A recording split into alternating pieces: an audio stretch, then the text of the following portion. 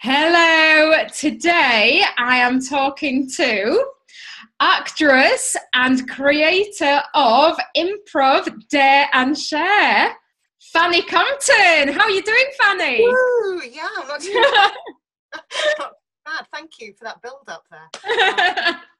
Thank you for coming and talking to me tonight on a Friday night. I have nothing better to do, I'm not going to lie, so it's all right. Cool. So, you have been all over the place lately. I love watching your improvisations. Thank you.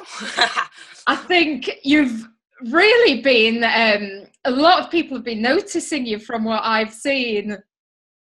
Yeah, I don't know if it's because social media wasn't around when I graduated, making it sound like it was 20 years ago. It was only 2010, or, but I don't know if it wasn't around back then. But I seem to have networked further now than when I was really busy working within the industry, and a lot of that's down to doing some improvisation videos.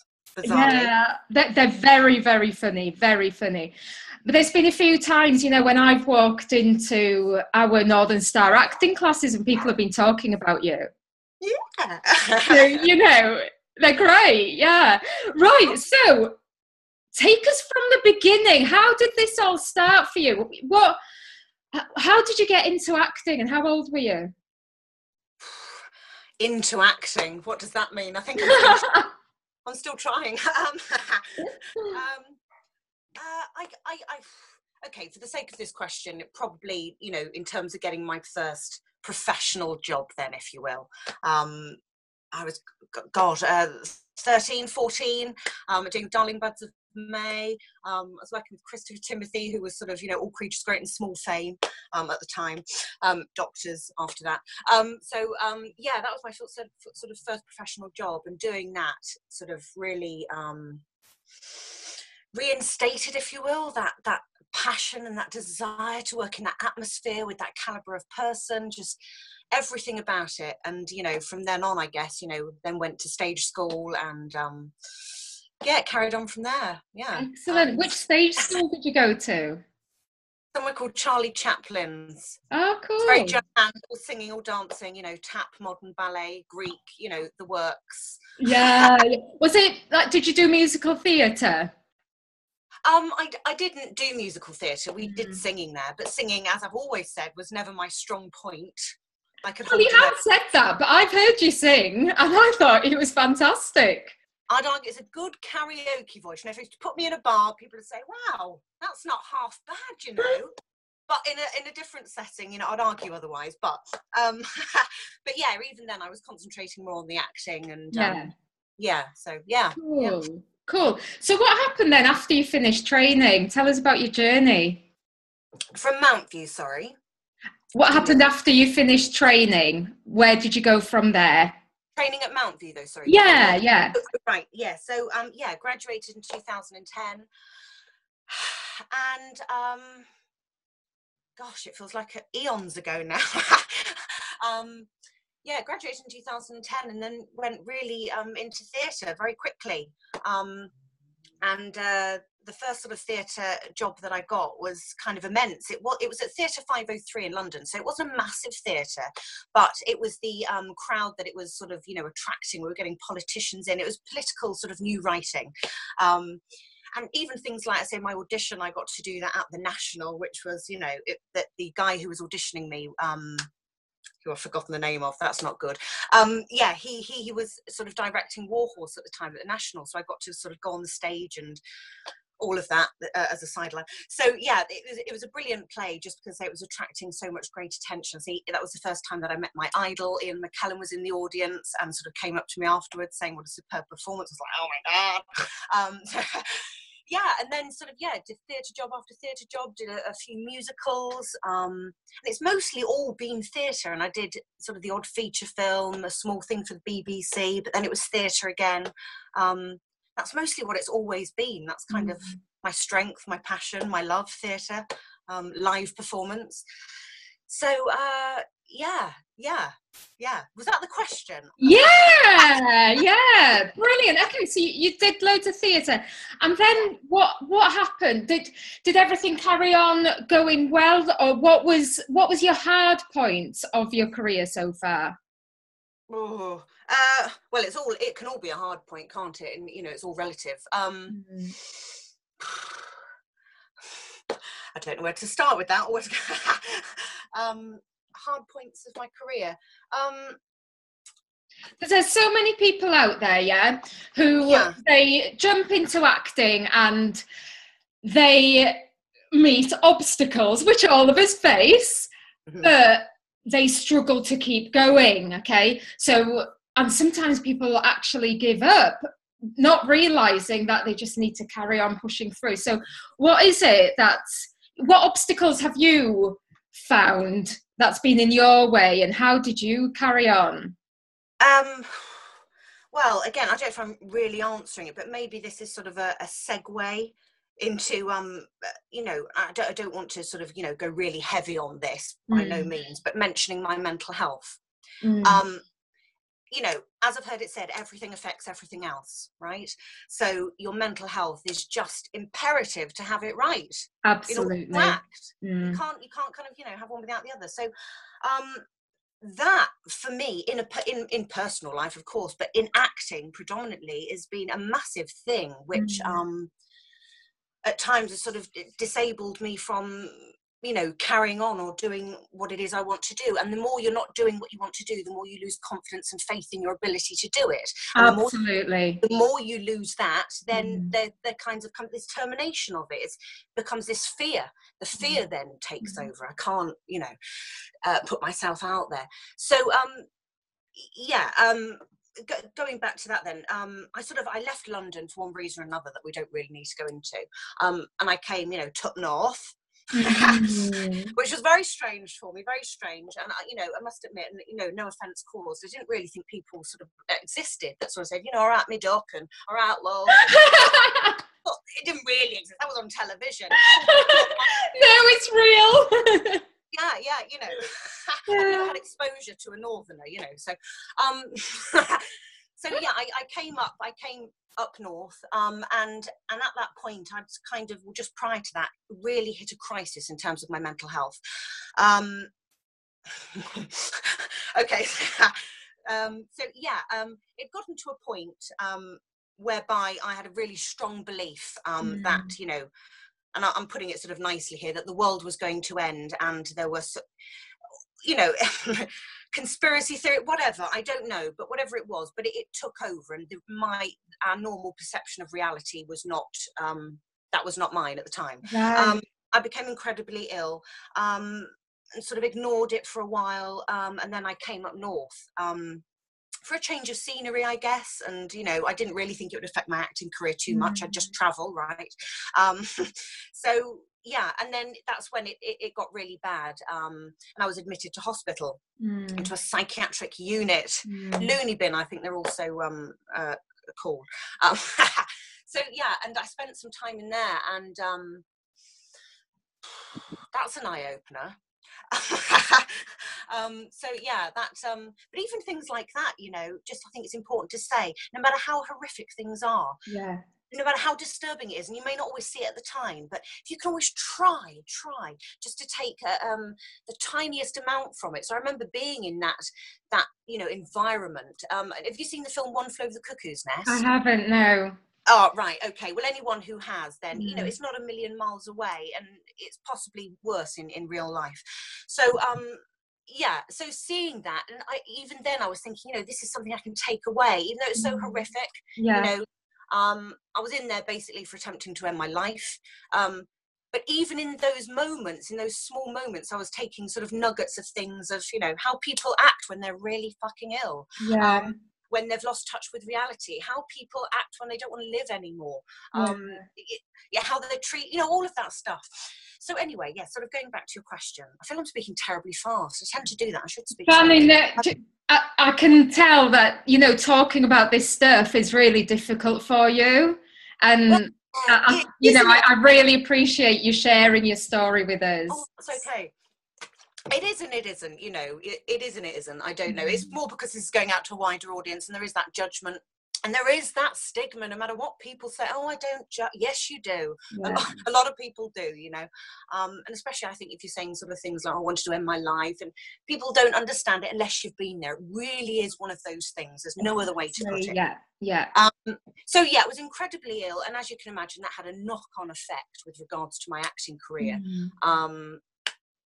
It just wasn't happening. Bizarrely, I was contacted from an old play that I'd done for a new writer to take something to Edinburgh.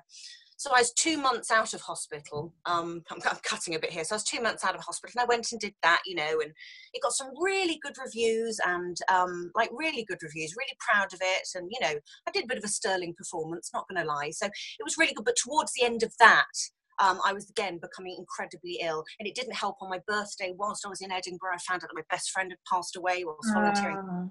So that sort of added to it, and it's about sort of triggers, isn't it, that can sort of set it off. So then I was ill, and it became sort of this spiral, and acting became this like such a far away thing. It wasn't tangible anymore at all. I don't know. It felt I was losing myself more and more. And if you lose yourself, what have you got to put into a role? There was just exactly. And apart from that, I had no confidence to go out and do anything. You know, I deemed myself to be this crazy mad woman who, you know, was just, you know, couldn't act. You can't be an actress. So again, I'm going to try and cut this short. Sorry. So yeah, that happened over the sort of cycle of a couple of years. I was in and out of hospital, attempting to end my life again. The moments when I'm saying these words out of my mouth and I think, do you actually realise you are telling the public this? Yeah. Do you know what? If you're open about things, nobody's got shit on you. Well, you know, there is this, isn't there? And it'll help other people as well.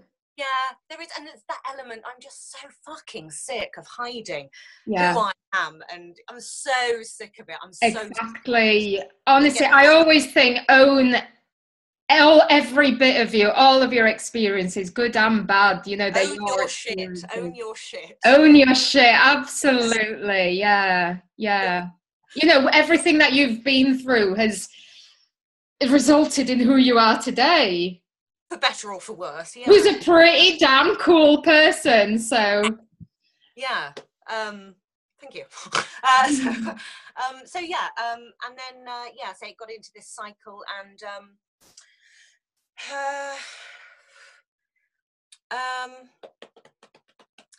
sorry, I'm not upset. It might look like I'm upset. It's not that. I was sort of weighing up sort of what I'm willing to divulge and what I'm not. But I really want to just take your time. This as well.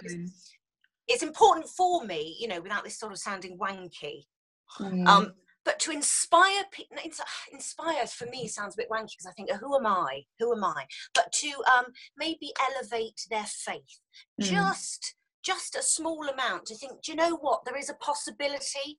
Because I think, you know, when life takes over and you've got a job you don't want and maybe children come along or you're in a relationship, whatever it is, sometimes acting takes a back step because it's that big thing that there's too much risk attached to. Yeah. And, you know, we sort of back away from it. And so if I can just say, do you know what? You can go through absolute horrificness, I promise you. And I'm not saying this from a place that's sort of, oh, I've made it, you know, because I haven't. But my God, I'm not going to stop until I do. And it's just reignite that in some people would be awesome. So yeah, a couple of years ago then, and I, you know, I haven't sort of divulged this to anybody or anyone, mostly because I didn't see fit to, and kind of why would I? But I did something that I said I never absolutely, you know, I wouldn't do, and I gave birth to a child. So and yeah, so I had this daughter, and I was incredibly ill, and I was advised in hospital not to go through the pregnancy because I wasn't well enough and wouldn't be able to cope, etc. But I went through with it. And consequently, a couple of months after that, I was left as a single parent. So what I'm trying to build up for you is this wall, so you can kind of understand all the bricks that are mounting up to that sort of, that it being insurpassable to getting an acting career, because they're just building up. There's no way. There's no way to keep carrying on. You know, 1 minute you want to end your life, or, you know, you're self-harming, you're in hospital, then you're having a child, then you're a single parent, so you've got no help. And and I've been out of the circuit for so long, haven't worked. So I think, well, I can't write to an agent. I can't write to this girl, say, what have you done?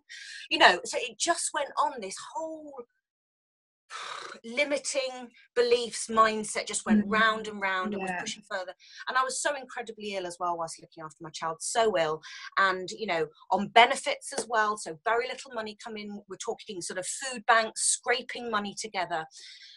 Now, the reason why I'm telling this is because there is light at the end of the tunnel, and that came for me. So am I going on too much here? Please carry on, this is great.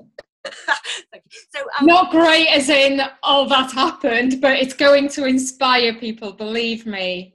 Well, it'll do something, I don't know, but we'll see. But yes, so the light sort of came, just that glimpse, and we're talking, you know, baby steps here. I came across a group which was on Facebook, which I've spoken about, you know, in other interviews, called Act on This, which, you know, I sort of, you know, joined it, didn't know much about it. Anyway, I came across an interview that Ross Grant, the guy who's running it, he did with Dan Hubbard, casting director. Yeah. Now, I was so out of touch with the industry, you know, it was 10 o'clock at night, I barely had any sleep, you know, sort of baby crying, sick down me. I just thought, oh, you know, what the heck, half asleep, and was listening to this interview. And it was only something silly, you know, he was giving lots of advice, and it all seemed a million miles away, and I was like, yeah. And then it was just something silly, which I absolutely knew, because I've been working in the industry prior, and he said something about, you know, your show reel, how it's imperative that you have a show reel on Spotlight, and if not, he wouldn't even consider looking at you, no matter how good your headshot is, what your credits are, he wouldn't even consider it, but he will consider even a self-tape, for example, or whatever. And he was talking about the importance of that, and for whatever reason, I thought, do you know what, that is a focus, that is a one thing, I don't know how I'm going to do it, but that's a one thing that I can work towards, because if I've got that on, even if I just left it for a while, I'm kind of complete as an actor. I've got a show reel, headshots, whatever, it's one thing. How was I going to afford that? So what did I do? You know, I did the best thing that I could. I booked it well in advance. So, you know, even the guy, when I spoke to him, was like, why are you booking it so far ahead? Yeah. And then each week, out of that benefit money, you know, that was scraping by, I put bits by to try and save up for those 2 show reel scenes that I needed. I had 2 scenes, but they weren't, you know, good enough quality, or, you know, they weren't enough, or didn't show my range. So I really wanted to do this. So that's kind of where it started. And I know that sounds like nothing to some people, absolutely nothing. Not at all. But I wasn't a newbie, you see, that's the thing. I wasn't just graduating, like, oh God, what can I do? So that's why I felt a bit ashamed as well. At the time. So yeah, that was my very first step, getting back into it after all that break, you know, 2 or so years out of it, and living on past experiences, living on those past glories, you know, to people say, oh, I still am acting. No, you're not doing anything. So yeah, that was the first step, and then it really sort of took off from there. So and I'm talking really, again, baby steps, started again, just the tiniest amount, of confidence in what I could do, and everything was a next focus, new headshots, you know, sort this out, sort that out, just so I could start building myself up. And so yeah, and again, so another segue into Improv Dare and Share. Yes, let's talk about Improv Dare and Share. So yeah, prior to that, I got a bit of confidence, say this was all building up, and I just started, you know, one day improvising in front of my camera, a scene, and again, this goes back to using every experience that comes your way, even if it's horrific, to try and make something good of it, to try and make something creative, or just some good of it, even if it helps somebody else. So I was having, sick of this now. I was having some suicidal thoughts at the time, really sort of strong ones, at low self-worth. It was more than low self-worth, just I'm a burden to everybody. I can't do this anymore, you know, and all I wanted to do was act, and there's just no way. So I took that feeling, and literally with that feeling, I put the camera in front of me. Now, of course, I changed the words and the scenario a bit, but the feeling, the emotion was there, and I just carried that through, and I did an improvisation. To cut a long story short, I posted that on Facebook, and a few people are a bit like, don't know how I feel about suicide. the majority of the people took it just for art and you know, didn't think it was really me talking or whatever, and it was received well. And I thought, you know what, fuck it. It didn't go too badly. Maybe I could do something that's a bit more upbeat next time. And it started from there. And I started doing all these improvisation videos, putting them out, YouTube, blah, blah, blah. And that sort of then increased my social media following, which I then sort of growing. Do you know, 2 years ago, I had 995 followers. And just from improvisation videos and obviously learning a bit about marketing, you know, I'm just under 13,000 now. Now, amazing. Well done. Again, that's not loads, and what's a Twitter following, but it's about marketing, networking, getting seen. Totally. Yeah. So that's kind of how that started. And then again from that, the Improv Dare and Share blossomed. I thought, do you know what? How could I help other people? I would fucking love it if someone had set this up. I'd be all over it. You know, I'd be the first in line going, oh, watch me, watch me. So I thought there must be someone else who feels like that. Yeah. And improvisation, I keep hearing, is such a massive skill that people are wanting, you know, casting directors, agents. And I think it's so important, again, just to be so in touch with your instincts and be able to think on your feet. What if something goes wrong whilst you're on stage? What if, you know, whatever. You know, I just think you have to be malleable as an actor, and improvisation really taps into that, you know, ability. So I set up this group on Twitter. breathe. Feel my body getting higher and higher and higher. So yeah, so go, a little plug here, yeah, go follow at Improv Dare, that's on Twitter. We meet every Thursday at 6 p.m. UK time, and it's very, very simple. You've got 2 minutes, and I will, at 6 o'clock p.m. on Twitter, I send out a starter or a finishing line, and you have to either start your 2-minute piece with it or finish it. Very simple. And then you press live, you know, and, you know, record it. All very spontaneous, say off the mark. And, you know, it's just to see how you react, how you deal with pressure, how you deal with things when you don't know what's coming, which is what improvisation is about. So it's as simple as that. And, you know, then people sort of vote for you. If they like you, you win a couple of days after, and you get pinned, and people get to see you that might not necessarily see you otherwise. So yeah, it's very simple, but I'm looking to sort of possibly get a sponsor with that for a monetary prize, sponsored by you know, maybe an acting or drama group who sort of deal with improvisation, or, you know, something like that. But I'm looking to sort of up my game as well with that. Yeah, so, cool. Yeah, really excited about that. Yeah. Awesome. So let's talk about improvisation, because it is quite a scary thing for new actors, especially. So many actors tell me, I can't do improvisation. What would you say to them? What advice would you have to somebody who thinks they can't do improvisation? Well, as kindly as possible, I tell them to fuck off. Of course you can. Of course you can. You don't want to because you're frightened, and I understand that. There's a difference. Of course you can. You know, totally. Your skills might need developing, but, you know, in everyday life you exist, don't you? You don't know what someone's going to say when they knock on your door, when they ring on the telephone. You don't know what is going to be said, so therefore you can improvise. You can live ways like a human being. So fuck off. Fanny, I love that so much. That's awesome. Well, but, you know, there's no excuses. So I think they should come and join, you know, and if not, then at least, you know, go to a class or do something. Just don't abandon that skill. And again, I'm the same as you. I've heard so many friends from drama school, and I say, well, you know, come and join Improv Dare. And they say, no way. No way. You know, shit scared of, you know, of improv, or I'm not doing that live, or, you know, or I might fuck it up, or, you know, you know, this is it. But too many people are scared to fuck it up. And I know that feeling. I'm an absolute perfectionist. So, but the thing is, though, I know you get scared of putting yourself out there, but you do it anyway. And that's the difference. It's not that you're not scared, because this, actually, I'll tell you this is something that surprised me about you. You come across as being very, very confident and self-assured, but from speaking to you, you're not really, are you? No, not at all. I'm incredibly vulnerable, and I'm very naive. You know, so yeah. But you take action anyway, and that is the difference. Yeah, I guess so. And I think it's about being open about your vulnerability sometimes to Totally. people. Then they don't take the piss out of you as much. It's when you're not. There's no shame in vulnerability and in feeling scared.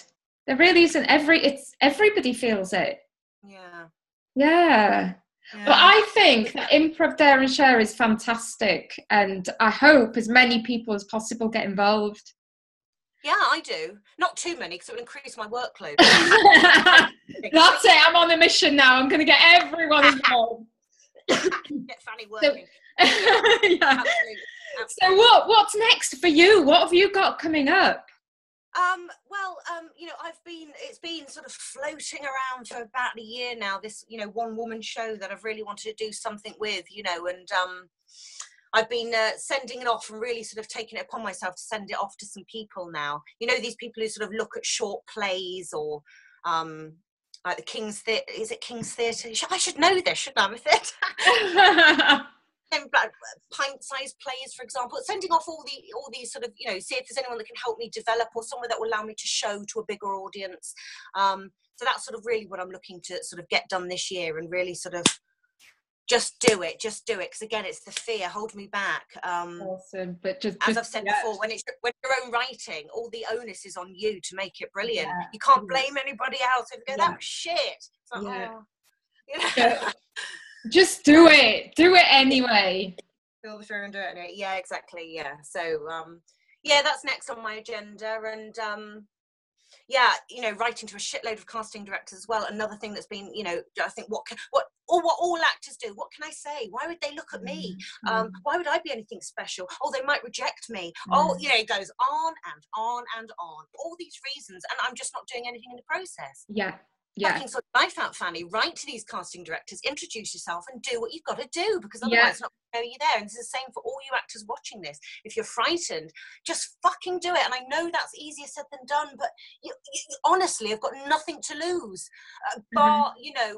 I don't know, the tiniest, you might get a few probably quite a lot of rejections, actually, let's not lie. But, you've got to do it. You've got to, because every rejection is closer to a win. And I know, again, that sounds wanky. People say this, but it's so true. But it's true. It really is, So, just do it, as Nike said. Just do it.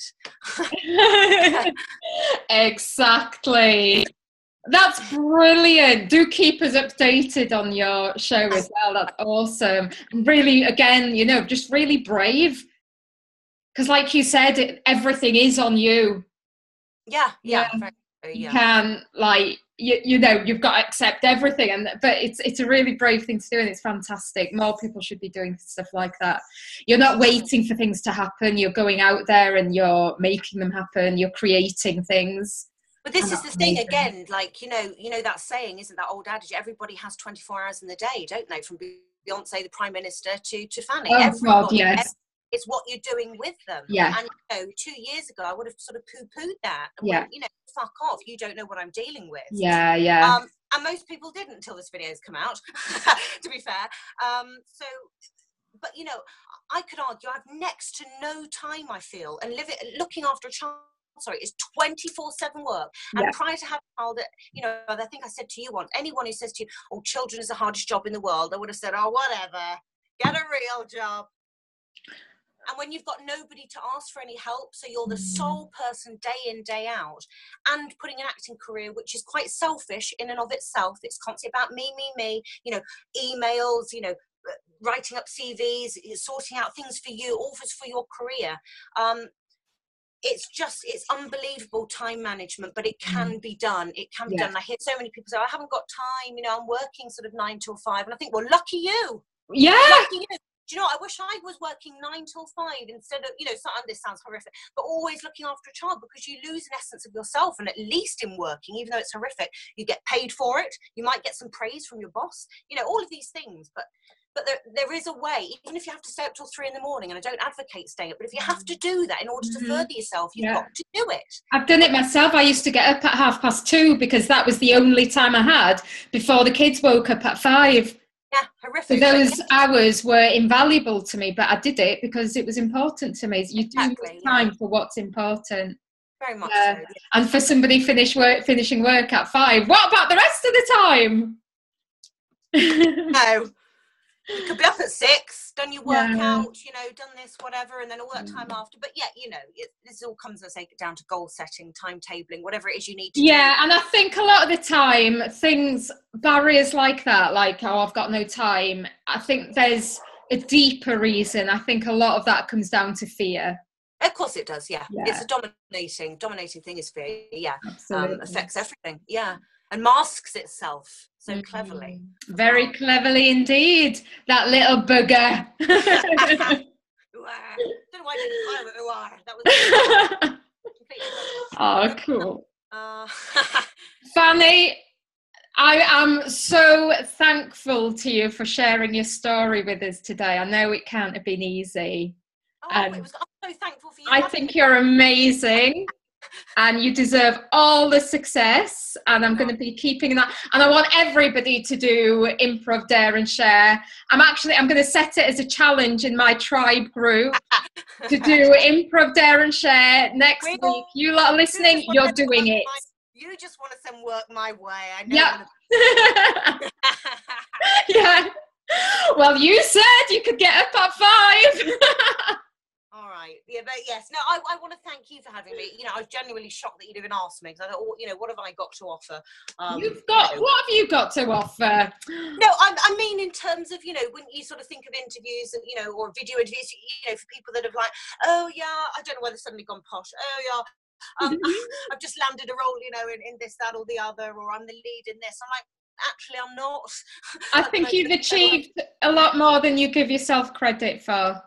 Well, possibly. But anyway, yeah, I'm still very thankful, and, you know, enormous gratitude for even asking me. Very privileged. Thank you. Honoured.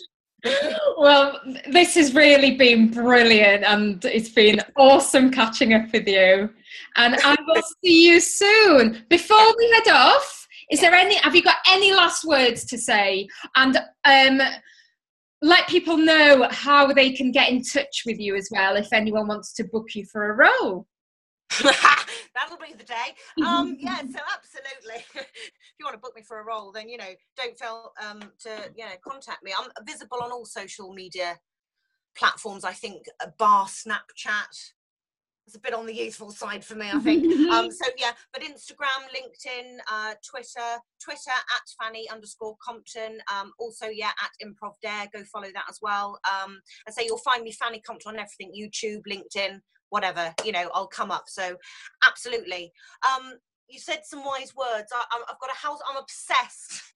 I'm obsessed with quotes. My house is just, you know, masses of them. And there's just one here. So I don't know if it applies, but wise words are wise words, are they not? Absolutely. Go for it.